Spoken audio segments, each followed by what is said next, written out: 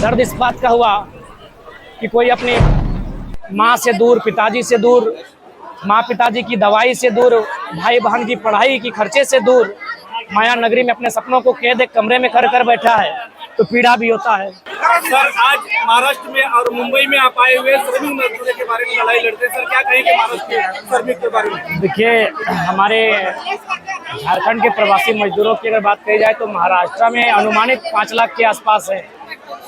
और प्रवासी, मैंने अपने बातों में भी कहा कि प्रसव की पीड़ा और प्रवास की पीड़ा बहुत वेदना होती है, बहुत वेदना होती है, बहुत तकलीफ होती है।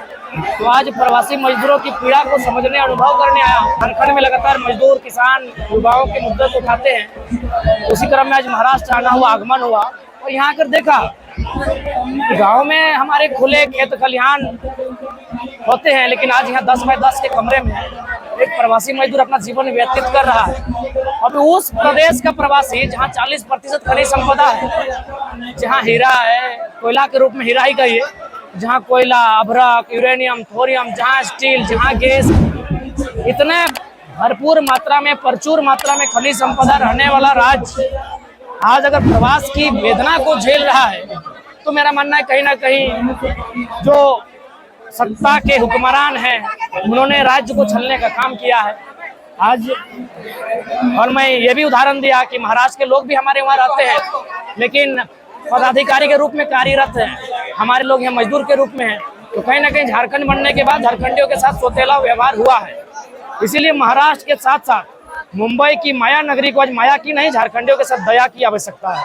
इन पर दया दृष्टि सबकी हो, क्योंकि हमेशा इसने यातना की मार झेली है।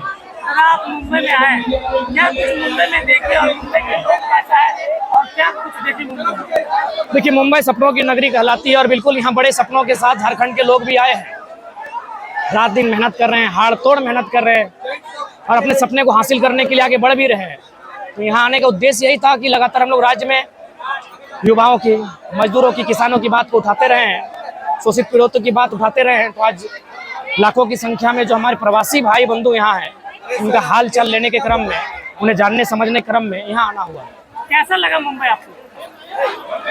खुशी भी हुई, दर्द भी हुआ। खुशी इसलिए हुई कि बचपन में किताबों में पढ़ते थे, लेकिन दर्द इस बात का हुआ कि कोई अपनी माँ से दूर, पिताजी से दूर, माँ पिताजी की दवाई से दूर, भाई बहन की पढ़ाई की खर्चे से दूर माया नगरी में अपने सपनों को कैद एक कमरे में कर बैठा है, तो पीड़ा भी होता है।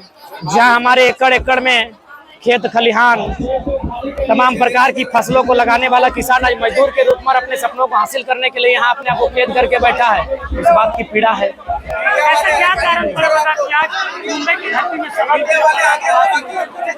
देखिए, पिछले साल भर से प्रवासी मजदूरों की मांग थी कि आप महाराष्ट्र आइए, महाराष्ट्र में जो प्रवासी लोग हैं उनके दर्द को समझिए, और अगर राज्य में बात उठाते हैं तो हमारी भी बात को राज्य में उठाइए, ताकि प्रवासी मजदूर बनना किसी का शौक नहीं होता है, किसी की ख्वाहिश नहीं होती है, मजबूरी होती है। इसीलिए यहाँ आना हुआ। अगर 2024 में टाइगर जयराम मातो सत्ता में आ जाती है तो प्रवासी मजदूरों के लिए क्या कुछ सुविधाएं दीजिएगा झारखंड में? देखिए, हमारे पास बहुत सारी पॉलिसियां हैं, जिससे अभी बहुत सारे लोग सड़कों पर गाड़ी चलाने का काम करते थे। हमारे पास 7 लाख किलोमीटर में फैला हुआ सड़कों का माया जाल है। ये ड्राइविंग वहीं करें, अपने घर में करें, 2 पैसा बचत होगा, परिवार के साथ रहेंगे।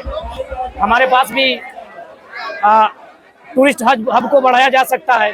पेड़ पौधे, जंगल, नदी, झरना है, हमारी नदियों में पानी भरा है, उसे दूसरी फसल के लिए यूज किया जा सकता है।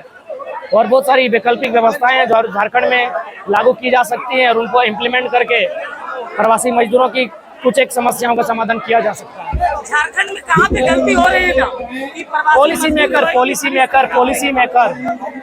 मेकर में कमी हो रही है। 40% खनिज, 25 करोड़ का घोटाला करती है पूजा सिंघल जो IAS से, छवि रंजन IAS से घोटाला करते हैं।